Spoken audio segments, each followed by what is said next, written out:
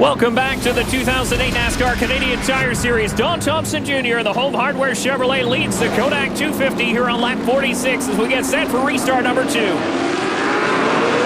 Green flag's up and we're back underway, heading for turn 1. Up through the gearbox, down into turn 1 one more time with this flat little 410. The inside line is going to work again. Look at the jump. Thompson gets down the backstretch. Don Thompson Jr. gets the jump, but now Mark Dilley didn't get to the inside. Ron Beauchamp Jr. takes that spot away. Up into second for the 60 car, and Dilley's going to lose a couple more.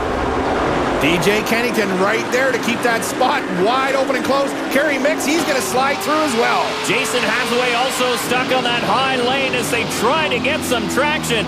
Mark Dilley still battling. DJ Kennington now in third, and there's Dilley way on the outside of Kerry Mix in the BDI-02. Mark Dilley doing a great job. He's got that thing all hung out there in the freight train lane, and I'll tell you what, you go to the back in a hurry unless you can fight down to the bottom. Hathaway in the snap-on 3 has gotten to the bottom now.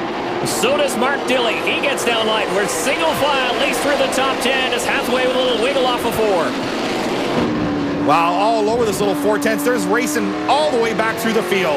In 11th spot is Derek Lynch as he chases the Haldex Dodge of Doug Brown in the 10. Well, you can take a good look as that inside wall is really close as a driver. Oh, Mixie slides up underneath the 17, and he's going to bring Dilley with him. That's for third spot, Dave. So DJ Kennington slipped up just a touch, and it's going to cost him 2 spots, but Jason Hathaway in there as well. It may cost DJ even more. Take a look back to the 12. He's arcing that car. Johnny Gaunt, he's just sitting there hoping things will keep open. And there's that number 1 of Peter Gibbons. He's hoping for an opening as well. How about the 12 car of John Gaunt, the Centennial Dodge Avenger? Had a rough go at Barrie Speedway, involved in a couple of shunts, but now he's got that car turning very well through the corners here at St.Eustache. Side-by-side racing. That's the 12 Centennial Dodge.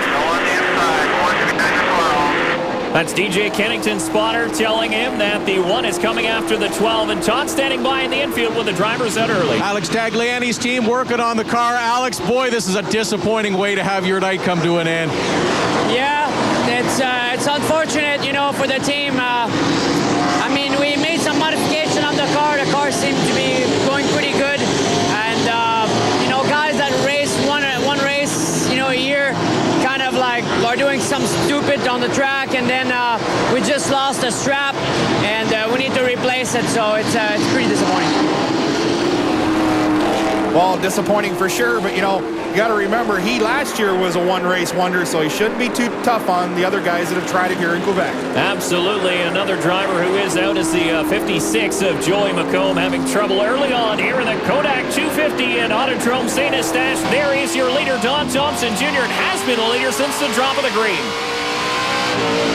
On board with that potent number 60 Dodge, Ron Beauchamp Jr., he coasts right up to the back bumper of that Home Hardware Chevrolet. Billy, I got to ask you, as we rode on board with the Mopar Dodge of Beauchamp, you saw that inside wall coming onto pit lane?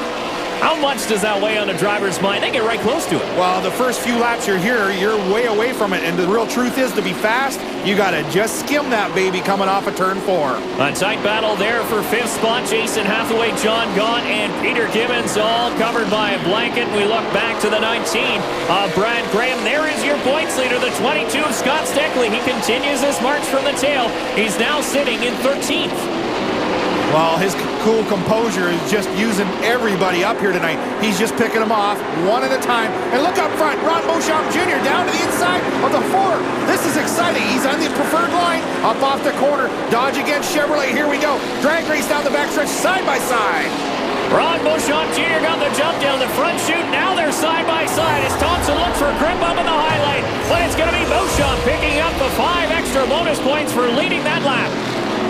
Oh, business is picking up. Now we got the Ford of Kerry Mix and the O2 in the mix as well.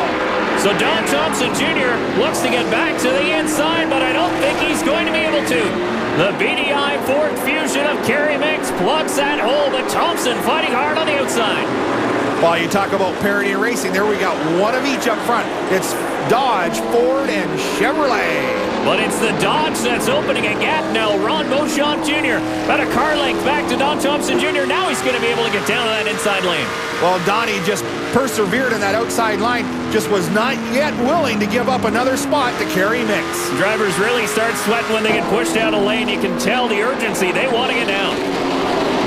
at this back in the field. We got the 27 of Ranger and the 22 of Scott Steckley going at it. Steckley's going to get the spot. Up to 12th now for Scott Steckley, chasing the 19 full throttle Dodge of Brad Graham. Here for sixth spot is the one car Peter Gibbons.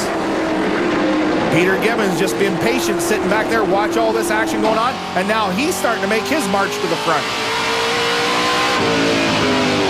Riding on board with DJ Kennington as he ducks underneath the number 3 Dodge of Jason Hathaway. Look back to Doug Brown as well. And smoke now. That looks like a wheel bearing or a brake problem on the right front of the 10 Haldex Dodge. That just started in corner number 3 as Kerry Mix has worked around the outside of the 4 car to take over second. What a power move. Kerry just drove that thing around the outside, but you got to think maybe the spotter told Don Thompson about the smoke, hoping for a caution, and Mixie never even let up, just powered right on by. Still working in lap traffic, and there is that smoke of Doug Brown. You see that right front rotor. Brown is currently running in the 9th spot. That right front rotor is glowing red hot, so possibly a brake issue, Billy? Well, something's really overheating that thing, whether it's a wheel bearing, a caliper seized up, or maybe he's got fluid getting out on the pad as well. But it certainly is not going to live long if it keeps smoking like that. How long is that going to take before it gets that heat to the tire as well? Well, that's the other concern. All that heat will build up on the what they call the tire bead, and the tire will just blow up. And Don Thompson Jr., who led the first 70 laps here in the Kodak 250, starts to slide back a little bit. Now in a battle for 4th with Mark Dilley. There is your leader, the Mopar Dodge of Ron Beauchamp Jr. Oh, it's great to see that Mopar car running up front again. Ronnie struggled a little bit, but I'll tell you what, this is a great team, good little driver, and his father builds a ton of horsepower. We'll be back with more of the Kodak 250 after this.